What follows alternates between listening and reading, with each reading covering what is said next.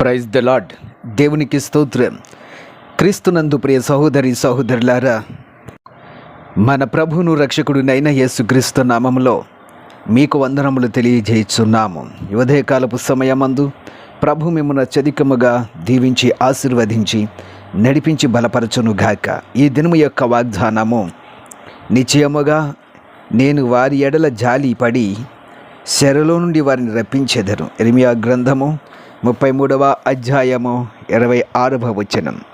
క్రీస్తునందు ప్రియ సహోదరి సహోదరులారా, దేవుని ప్రజలైనటువంటి ఇజ్రాయేలు గురించి ఇర్మియా ప్రవక్త ద్వారా దేవుడు తెలియజేస్తున్నాడు. ఇజ్రాయేలు ప్రజలు దేవుని విడిచి దారి తొలగినప్పుడల్లా దేవుడు వారికి చెరకు అనగా ఇతర దేశపు రాజులకు వారిని అప్పగించి వారిని చెరలో వేయించేవాడు.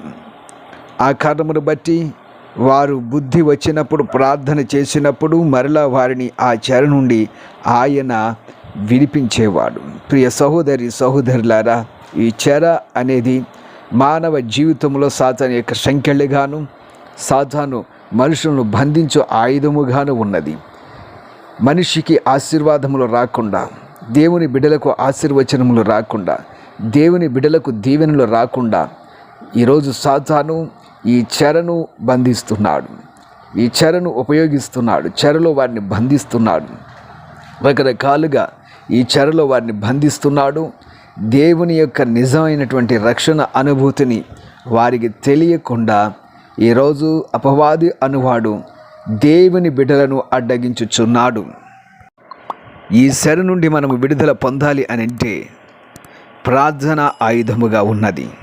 బైబిల్ గ్రంథమందు మనం చూసినట్లయితే పౌలు శీలలు వారు ప్రార్థనా స్థలమునికి వెళ్ళిచుండగా పుతోను అను దెయ్యం పెట్టిన చిన్నది సోది చెప్పుచు వీరి వైపు చూసి, వీరు దేవుని మార్గమును ప్రచురించువారు, సర్వోన్నతుని దేవుని కుమారులు, వీరి మీకు రక్షణ మార్గాన్ని ప్రకటిస్తారని అనేక దినములు వారిని ఆ విధంగా చెప్పుచు వారిని గూర్చి సాక్ష్యం ఇచ్చుచున్నప్పుడు పౌలు ఆత్మతో ఆ అపవిత్రాత్మను బంధించగానే అది ఆమెను విడిచి వెళ్ళిపోయినట్లుగా దేవుని యొక్క వాక్యం తెలియజేస్తుంది. ఆ కారణమును బట్టి ఆమె చేత లాభమును సంపాదించుచున్నటువంటి ఆ యొక్క మనుష్యులు పౌలు విషయాలను బంధించి చాలా దెబ్బలు కొట్టి చెరసాల్లో వేసి చెరసాల్లో బంధించినట్లుగా దేవుని యొక్క వాక్యం మనకి తెలియజేస్తుంది. అపొస్తలుల కార్యం 16 అధ్యాయం 8వ వచనం ఈ విధంగా చెప్తుంది.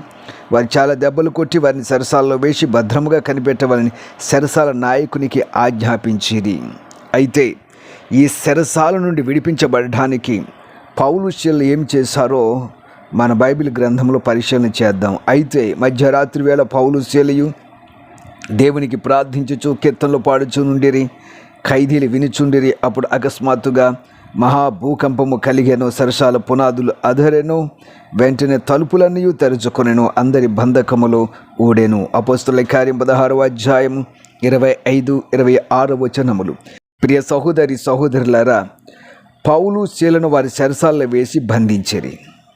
అయితే వారు ప్రార్థిస్తున్నప్పుడు, దేవుని స్తుతిస్తున్నప్పుడు భూకంపము కలిగింది, చెరసాల పునాదులు అదిరాయి, వెంటనే తలుపులన్నీ తెరుచుకున్నాయి, అందరి బంధకములు ఊడెను. ప్రియ సహోదరి సహోదరులారా, ఈరోజు దేవుని యొక్క బిడ్డలను సాతాను పౌలు శీలను ఏ విధంగా అయితే బంధించిందో అదే రీతిగా చెరలో బంధించుచున్నాడు. అయినను ప్రార్థన ద్వారా వారికి విజయము లభించుచున్నది. ఎవరైతే ప్రార్థన చేస్తారో ఈ బంధకం నుంచి విడుదల పొందుతారు, సాతాను యొక్క చెర నుండి తప్పించబడతారు. ప్రియ సహోదరి సహోదరులారా, ప్రార్థించండి, దేవుని సన్నిధిలో విజ్ఞాపన చేయండి. ఆయన మిమ్మను చెర నుండి విడిపిస్తాడు. ఎటువంటి చెరలో మీరు ఉన్నారు?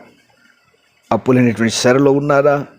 వ్యాధి అనేటువంటి చెరలో ఉన్నారా? ఆశీర్వాదము లేకుండా సాతాను మీకు చెరసాలక ఉన్నాడా?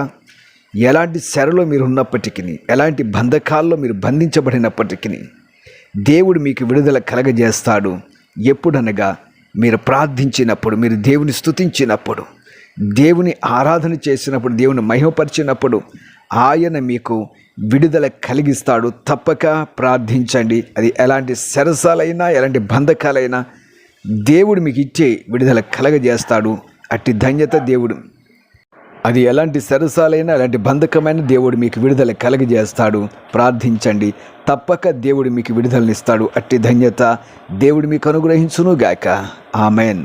ప్రార్థన చేద్దాం. ప్రియ పరమ తండ్రి, జీవాధిపతి, రక్షకుడా, నీకు స్తోత్రం. ఈరోజు సాతాను నీ బిడ్డలను అనేక సరసాలలో అనేక రకాలుగా బంధిస్తూ ఉన్నాడు. నీ బిడ్డలు చెర నుండి విడుదల కోసం ప్రార్థిస్తూ ఉన్నారు.